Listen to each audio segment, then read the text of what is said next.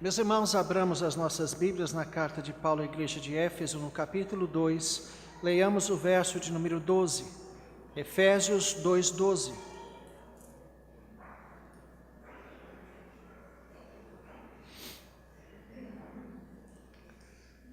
Efésios capítulo 2, verso de número 12, diz assim a Escritura: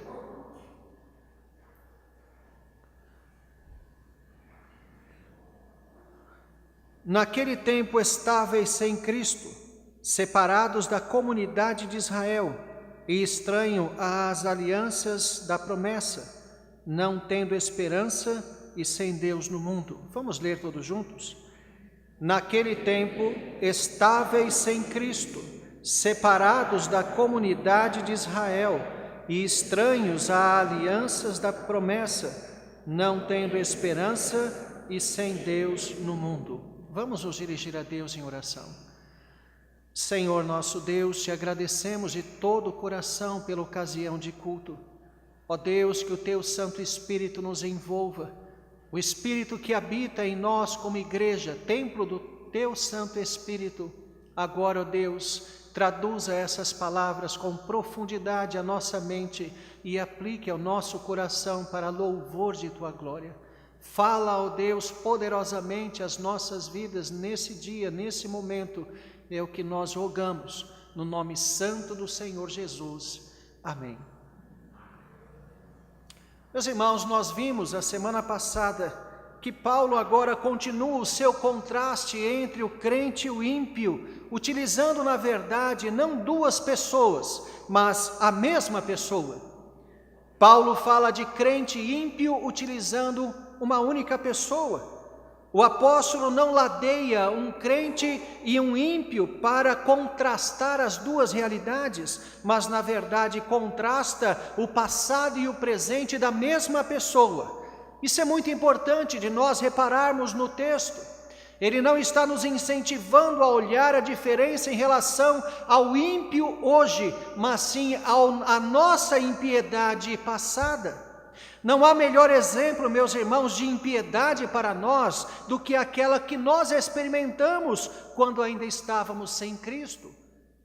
Falamos que os versos 11 e 12 tratam dessa questão da impiedade, ou seja, nosso trato passado do ponto de vista dos relacionamentos.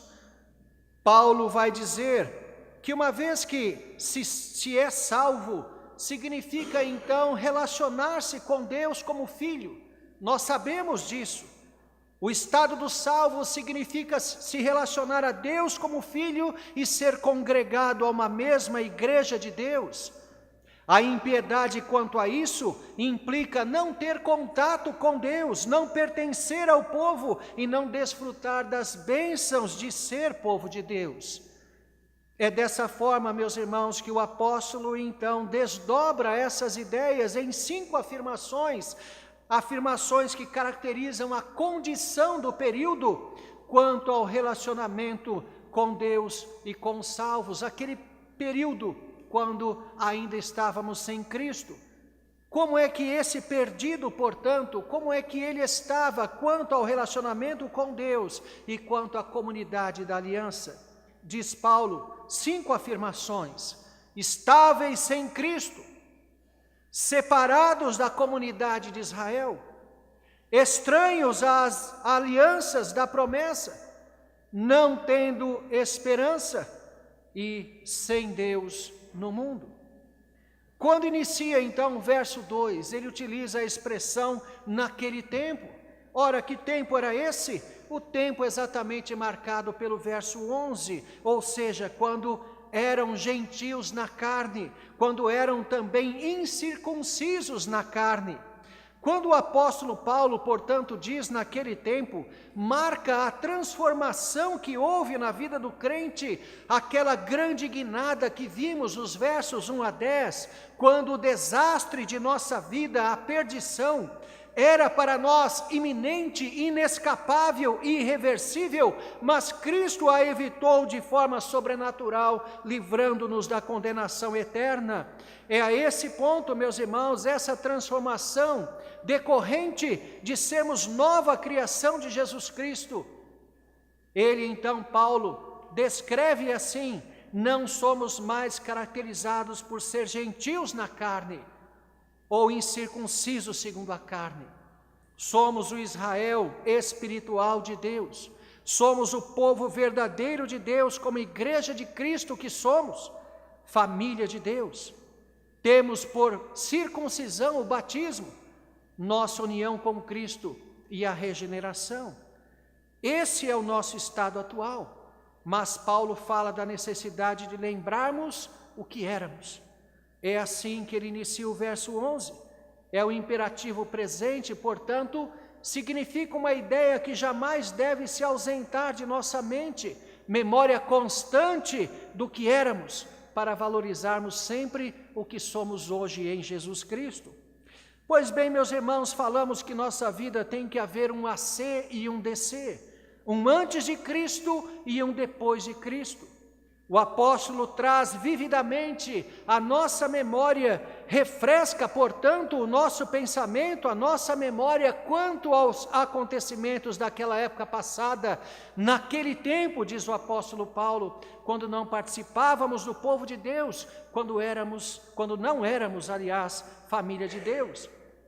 A primeira expressão que ele usa, portanto, é estáveis sem Cristo. Meus irmãos, essa condição iniciada por Paulo é realmente básica, é realmente central na experiência de todo ímpio. Notem que, como nós já indicamos, o apóstolo está fazendo uma comparação. No entanto, temos que entender que tipo de comparação é essa. Perceba que podemos comparar coisas iguais, por exemplo, vasos de diferentes espécies, cores, formatos.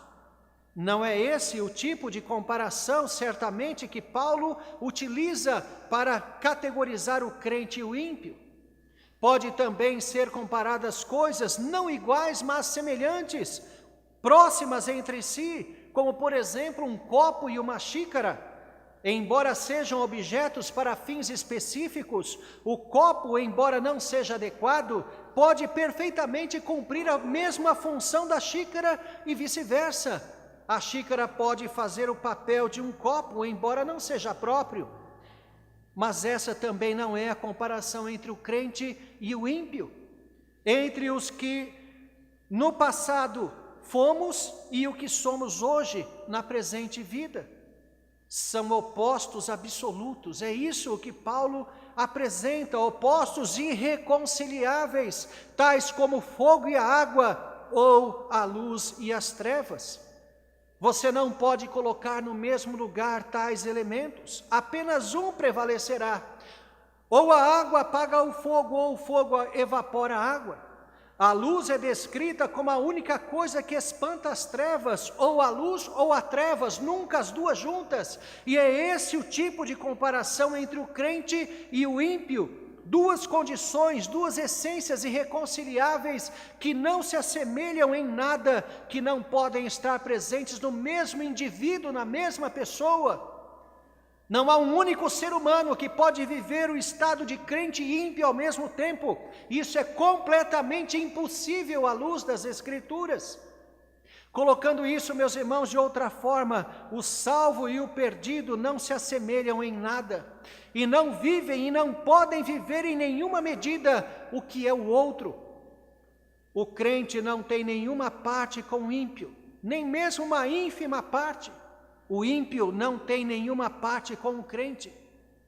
Não se pode esperar comportamento santo de um ímpio. Não se pode esperar comportamento ímpio de um crente. Isso, meus irmãos, é notório. Isso é notável nessa primeira afirmação paulina, estáveis sem Cristo.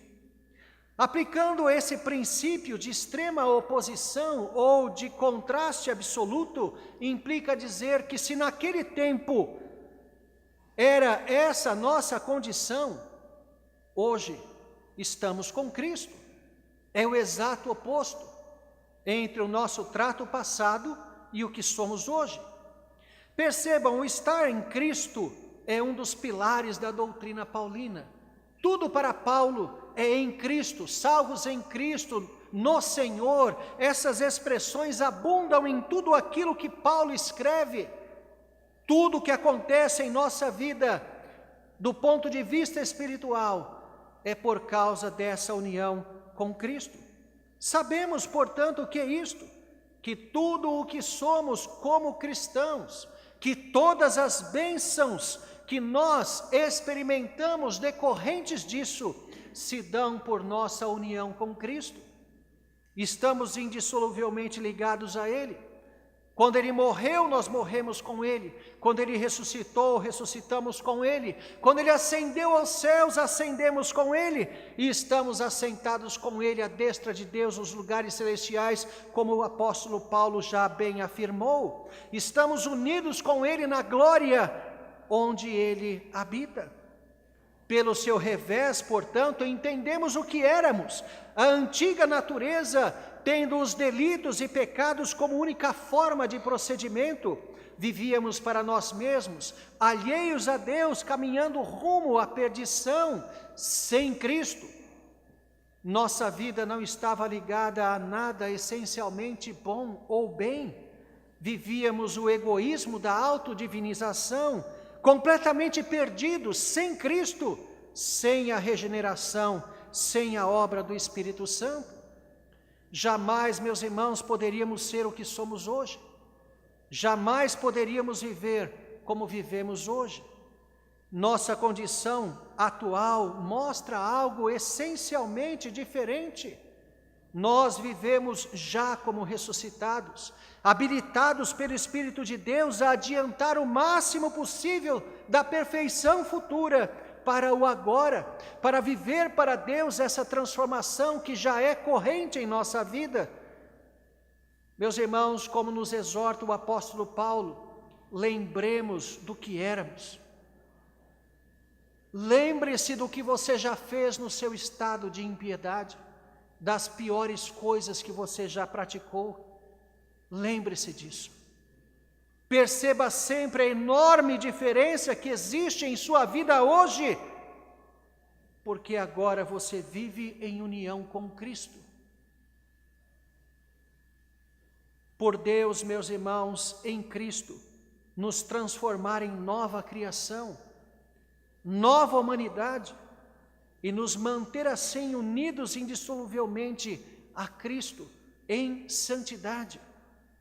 Perceba, portanto, o nível de vida espiritual que se abre para mim e para você. Profunda comunhão com Deus, conhecimento íntimo de Cristo. Não é apenas um saber, mas é o relacionar-se, é a vida com Deus, é a vivência da fé. É viver de uma forma completamente diferente da do mundo. É o abolir toda desesperança. A desesperança típica de um mundo sem Deus, típica de pessoas que preferem não pensar na morte como se ela não existisse, para viver os seus dias como se isso jamais o alcançasse.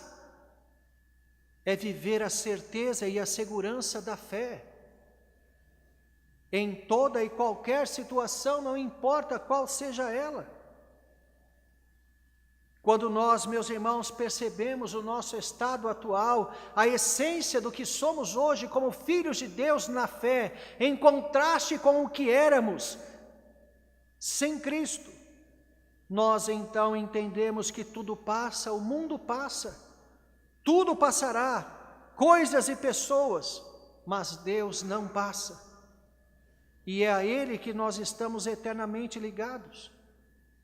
Essa é, de fato, meus irmãos, a razão da nossa alegria. A esperança para o cristão não é a última que morre, ela nunca morre.